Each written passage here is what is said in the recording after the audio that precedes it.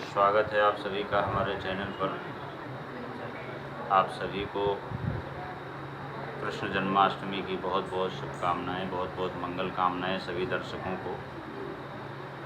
और आज की वीडियो का हमारा विषय भी जन्माष्टमी पर ही है। तो इसके बारे में हम विस्तार से चर्चा करेंगे कि जन्माष्टमी का व्रत कब है, कब करना शास्त्र सम्मत होगा और इसमें क्या करना चाहिए, इसको करने से लाभ क्या होता है। और प्रत्येक वर्ष कुछ न कुछ ऐसे योग संयोग पड़ते हैं जिसकी वजह से हर व्रत पर्व पे कुछ न कुछ ऐसे योग संयोग पड़ते हैं जिसकी वजह से वो व्रत जो है खास होता रहता है, विशेष हो जाता है। तो ये सारी बातें मैं आपको वीडियो के माध्यम से बताऊंगा। आप इसको शुरू से अंत तक देखें। जैसा प्रायः सभी लोग जानते हैं कि जन्माष्टमी का पर्व प्रायः 2 दिन का ही होता है।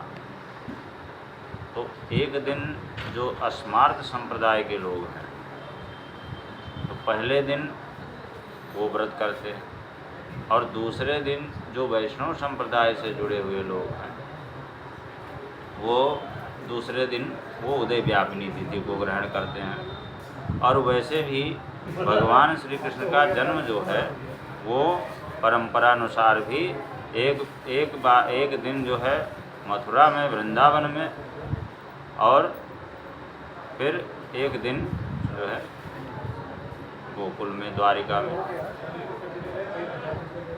तो 2 दिनों का ये उत्सव प्रायः वैसे भी होता है।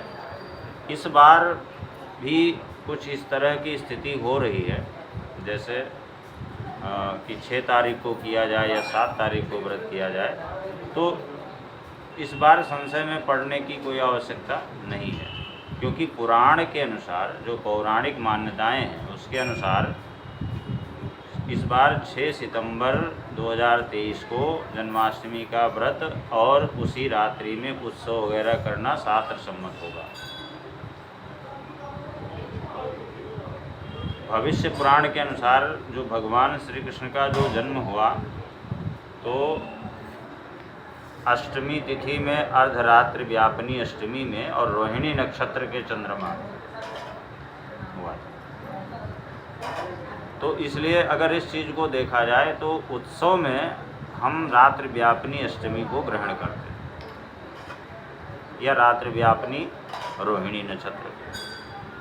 और व्रत में चूँकि वैष्णव संप्रदाय जो है उदय व्यापिनी को मानता है, तो वैष्णव संप्रदाय के लोग जो है हमेशा अगले दिन व्रत रखते हैं। इसके अलावा इस बार जन्माष्टमी पर बहुत ही 2 सुंदर योग बन रहे हैं, और 2 सुंदर योगों के अलावा जयंती नामक योग जो बन रहा है वो करीब 30 वर्षों बाद पड़ रहा है। ऐसा योग जो है 30 वर्ष बाद पड़ रहा है। एक रवि योग और सर्वार सिद्ध योग पड़ रहा है। इसके अलावा जयंती नामक योग बन रहा है। अब वो जयंती नामक योग क्यों बन रहा है?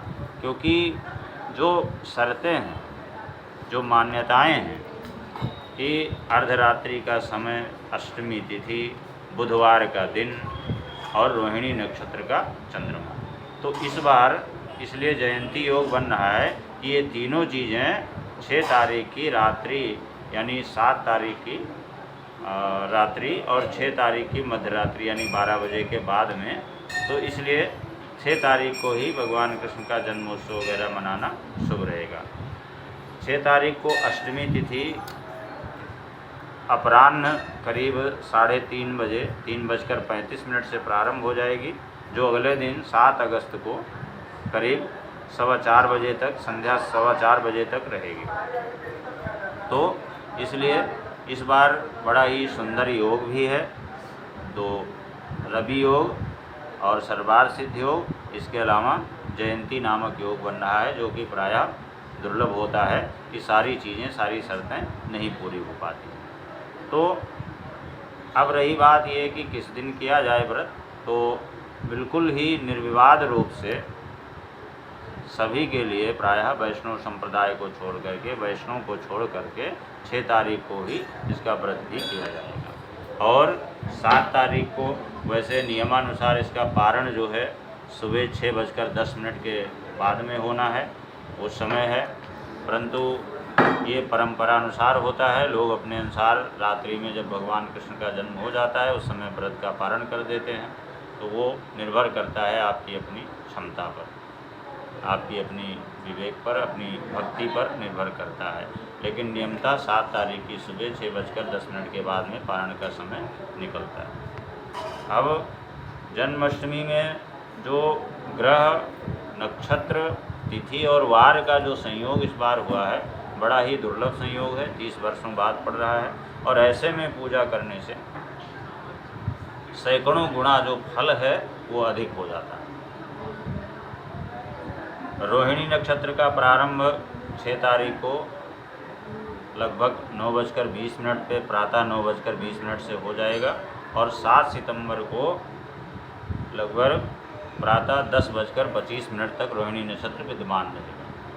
तो 7 सितंबर को रात्रि में अष्टमी तिथि और रोहिणी नक्षत्र न होने से जन्मोत्सव शास्त्र सम्मत नहीं होगा।